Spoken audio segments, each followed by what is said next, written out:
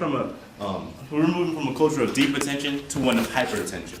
And from deep attention, what I mean is that you have one mainstream of information coming towards you while ignoring all outside distractions. But what happens when there's multiple streams of information? For example, school. Students.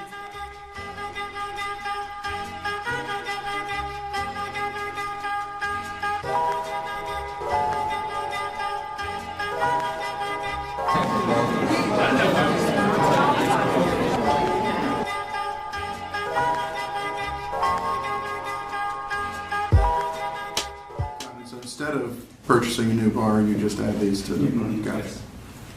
How much does a bar cost?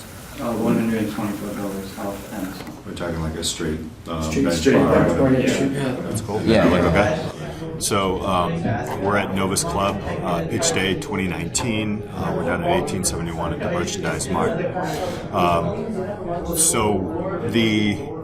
We have Chicago Tech Academy, 2 main township schools, lots of pitches, young people pitching. It's really cool. What I see here is, I heard one that's fantastic. They're all really good, but one that really struck a chord with me is a couple of Chi Tech Academy students came in and talked about the city being their classroom and figuring out how to make school outside of a school. I just want to let you know, on the back of my card, this like hits me. So it says outdated education standards will remain the same until someone challenges them. I appreciate this hugely, and I'm very, very, I have studied this for 2 to 3 years, but to hear people in their own communities trying to figure out different ways that they can change up, I applaud you for that. So this is a great idea. Thank you. I mean, as soon as they started talking about it, I was like, I'm giving these guys a card. I'd love to build. It's cool to see students actually thinking about school in a different way, and you know, there's a lot of challenges in the CPS system. But what I like about it is that they are actually not just being stuck in a system, they're seeking different ways to improve their schooling.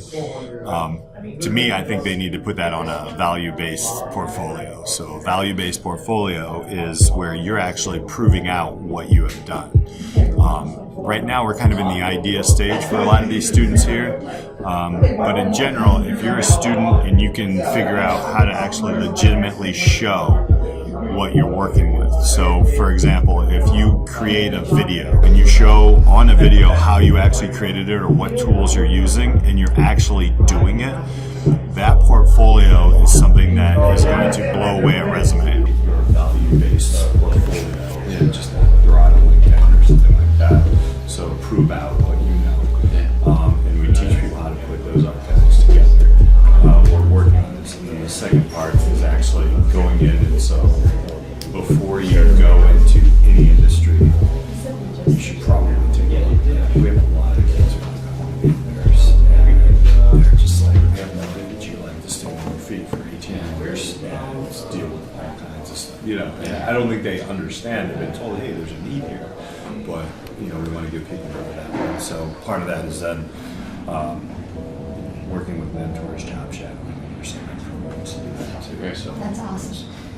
colleges are looking at it too, so we're looking at some different programs within universities to instead of not in place of, but along with like your gen rules.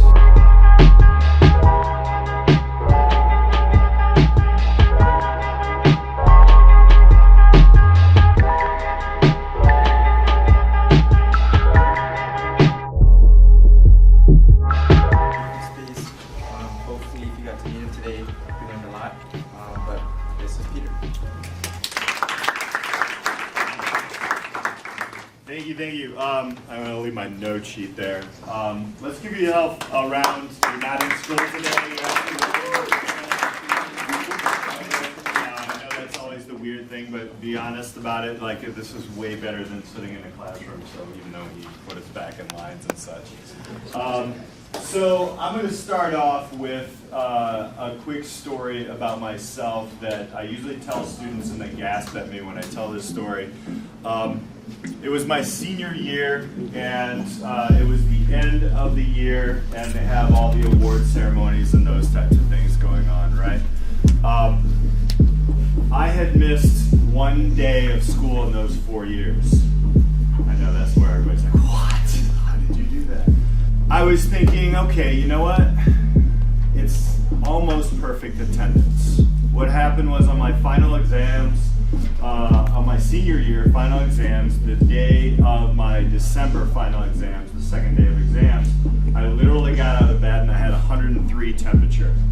And I tried to walk to the kitchen to get breakfast and to go to school because it was like I don't want to miss school. It's not that I love school, it's just I wanted to keep this thing going now. It's already invested enough into this. And of course, you know, I could tell you I made it, but I didn't. And my mom was like, you're going to have to stay home. So we get to May, and we're standing in front of, I don't know, our 450 student population, and they're giving all the awards. And they skip right past it. And no one got perfect attendance this year for 4 years, so we're going to go to the next award. And I remember sitting there and I was just like, are you kidding me? There was 8 hours out of 4 years. And if they knew how much I put into this and how much, and then from that point on, every award ceremony I went to, I was angry at. So I'm going to start with this story. Most of us won't win today. But I'm going to give you 5 things that you can take away to actually improve your chances of being fulfilled and successful in whatever you're doing. The first thing is find opportunity in everything. I have used that story to get so many jobs and so many connections. It's unbelievable. Because even though the students, and I didn't carry out a certificate or whatever we had back then, a stone tablet, aging myself, I was still able to get people to understand that I am committed to doing something by that way. So finding the opportunity in everything is extremely important. Resume is pretty much dead in the water. People get jobs because they know people, and then they also have the skill sets that people are looking for. There are some credentials added in, but I think a lot of people are starting to question those credentials. So the value-based portfolio is you literally showing, if you say something, if you say, I know how to do X, Y, and Z, and then on your portfolio, technologically, you're showing, putting on a podcast, however you're doing it, then you're actually showing it. On a resume, I can lie. I can say, oh yeah, I know all these different things. But a value-based portfolio is going to allow people to show what they know. But there are going to be challenges. There are going to be failures.